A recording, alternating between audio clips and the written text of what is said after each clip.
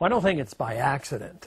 You know, it's all of a sudden it burst out up in Pittsburgh and all these charges were made. I think the number one reason why this all broke, because there's really nothing new about what's going on over in Iran. I think the reason is that the very, very powerful and the most militant neocons are very worried about Obama and other countries meeting with Iran and actually having negotiations with the government of Iran, and they want to see it stopped. I don't think we have a anti-neocon administration, but I do think some of the people outside the organization, outside of the administration, are very, very intent on stopping the negotiation and pursuing with a very hard-line policy toward the Iranians. The big charge was that all of a sudden there was this secret nuclear plant being built in Qom, and that it had not been reported. Quite frankly, the way it got reported in the news was the Iranians reported it to IAEA, the United Nations investigation team. And that's how it became public, and all of a sudden they were jumped on for having done something secret. Also, the truth is, the United States knew about this since 2006. Obama was briefed on this in November, right after he was elected. In 2007, there was an NIE, an intelligence estimate made. In 2007, a year after we found out that they were doing something in Qom, and it wasn't even reported. And the CIA report at that time said there was no evidence that the Iranians had been working on a nuclear weapon since the 2003. So this is very much old news. Now, the reason the argument is going on is, what does the law say? The Iranians, unlike 3 other countries in the Middle East, they don't even pay any attention to and don't even belong to the Non-Proliferation Treaty. But the Iranians' obligation under the law is that 6 months before they go into production to do any enrichment for peaceful purposes, they have to notify the United Nations inspectors. And they did exactly that. And yet they're yelling and screaming now that they broke the law, they're on the verge of building a bomb. You know what it sounds like? It sounds like warmongering. It sounds like the same old stuff that we heard prior to the Iraqi war. Remember the yellow cake where they forged papers trying to say that Saddam Hussein was buying yellow cake and he was on the verge of a nuclear weapon or had nuclear weapons?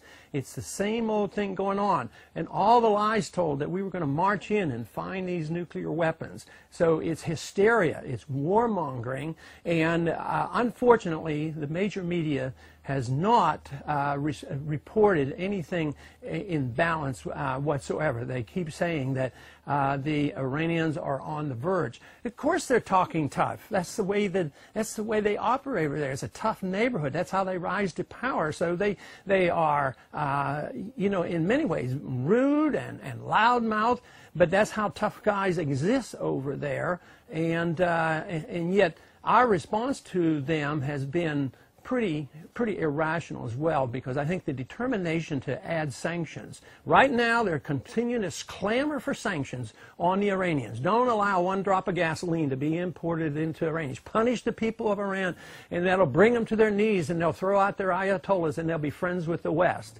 Quite frankly, it does exactly the opposite. It unifies the people of Iran. It does not help the dissidents in Iran.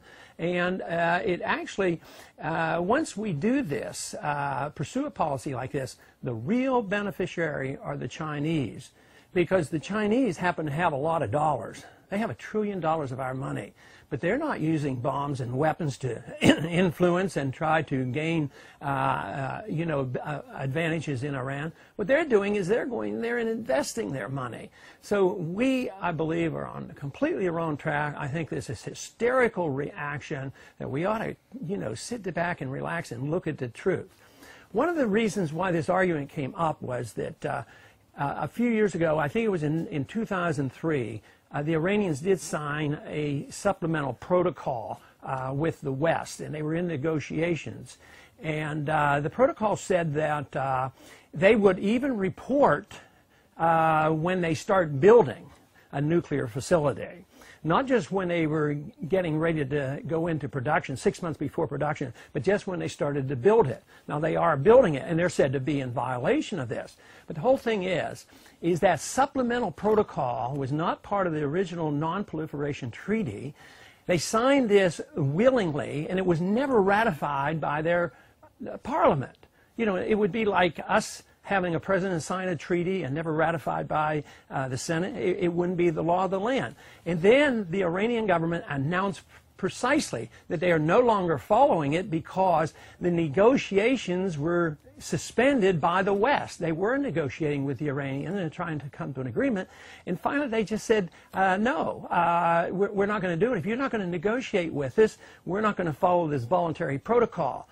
But the United Nations, the IAEA, has never found the Iranians at fault. They have never been sanctioned. They have never broken the law. They have lived up to their commitment. Now, the real problem politically is defending the kind of people who run Iran.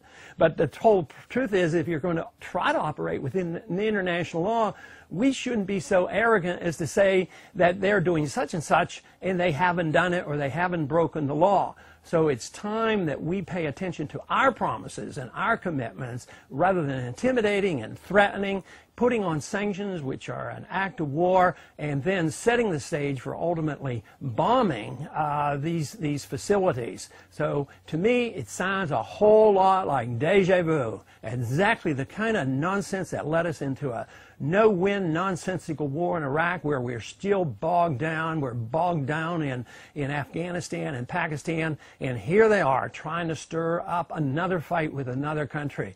It is to no benefit to the American people. It is to no benefit to our national security interests. And the sooner we get to the bottom of this and know the facts, the better off we would be as Americans.